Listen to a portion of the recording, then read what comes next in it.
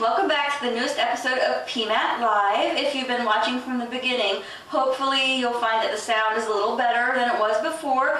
That's because we have a new member of the team. Aside from Emmett, our little tripod friend, we also have Monty, who is the stereo microphone, who is sitting right next to Emmett, and they were both helping me bring you the best possible videos, at least as far as my expertise goes. Today's episode will be all about twisting a pretzel. I've seen some of the videos that are available online, and they're cool to watch, but they don't really slow the action down enough so you can see exactly how to twist a pretzel. Some people can just sort of figure it out on their own. For those of us who are a little bit more spatial relation-y challenged, I'm going to show you really slowly a few times. I have enough dough to make 6 pretzels, and we'll go through it, and hopefully it will be informative. So thanks for watching, and here we go.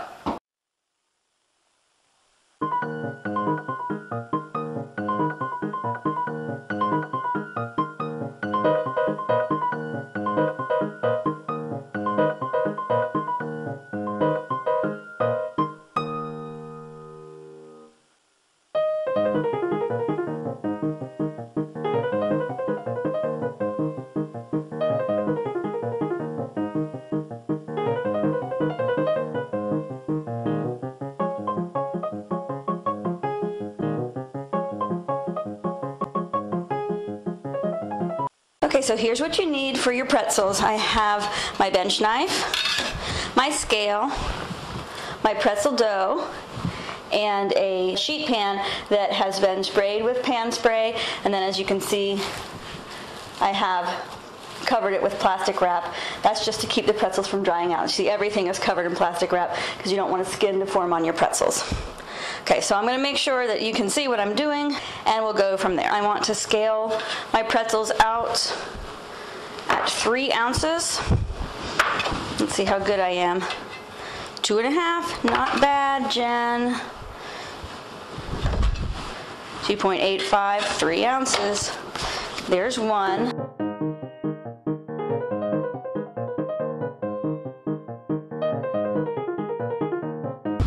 Okay, so to roll a pretzel, you've got your little ball of dough. I'm going to kind of shape it into a cigar, and I'm rolling right here between the ball of your hand and the top knuckle. All right, I'm just going to squeeze him, sort of warm him up actually. And I start in the center and work my way out using my fingers as tension bars, pretty much pushing down the hardest with my pointer fingers. Now, if you shape your pretzels right after they finish their rise, you're not going to have quite as hard a time getting these ropes to length.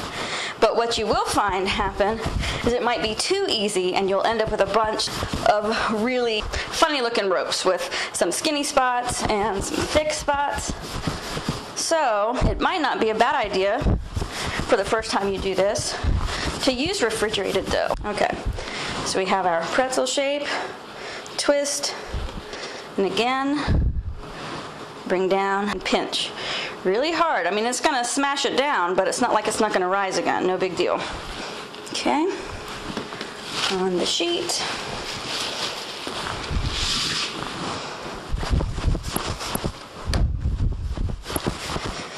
This is probably taking, I'm gonna guess, maybe 5 or 6 times as long as it would if the dough was at room temperature and nice and elastic. But it's becoming easier to work because it has been sitting out for a few minutes now. A little bit easier to get it to the length I want it. Usually for my 3 ounce pretzels, I want my dough to be about 2 feet long. Look at that. Nice. Nice even rope. You can work just a section at a time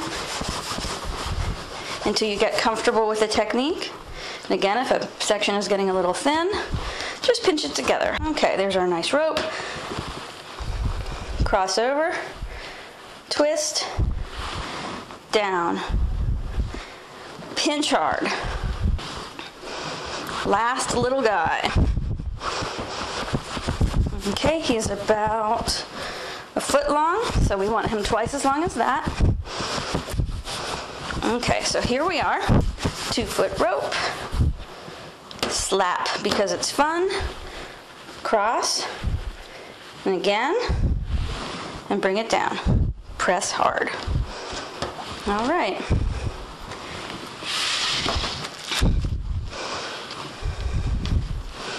And here we have our tray of lovely pretzels.